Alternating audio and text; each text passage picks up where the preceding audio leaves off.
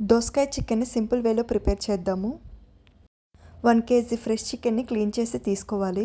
దోసకాయ, టమాటా, పచ్చిమిర్చి, కొత్తిమీరను కట్ చేసి పెట్టుకోవాలి. ప్యాన్లో ఆయిల్ని హీట్ చేసుకోవాలి. ఆయిల్ హీట్ అయిన తర్వాత పచ్చిమిర్చి ముక్కలు, టమాటా ముక్కలు వేసుకొని వేయించుకోవాలి. ఇవి వేగిన తర్వాత 1 టేబుల్ స్పూన్ అల్లం వెల్లుల్లి పేస్ట్ వేసుకొని పచ్చివాసన పోయే వరకు వేయించుకోవాలి.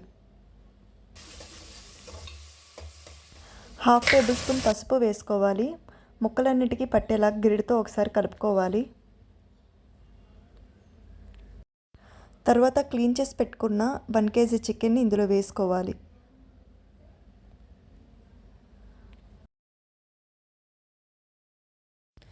చికెన్ ముక్కలన్నిటిని వేసిన తర్వాత గిరిటతో ఒకసారి కలుపుకోవాలి మొత్తం. తర్వాత మూత పెట్టుకొని 15 నిమిషాలు ఉడికించుకోవాలి. ఉడుకుతున్న చికెన్లో దోసకాయ ముక్కలను వేసుకోవాలి. ముక్కలన్నిటినీ గరిటెతో ఒకసారి కలుపుకోవాలి.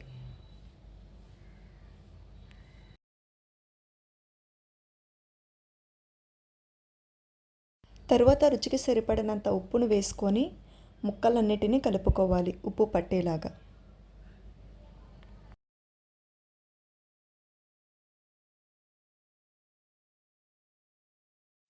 టూ టేబుల్ స్పూన్ కారం వేసుకొని ముక్కలన్నిటినీ మరొకసారి కలుపుకోవాలి.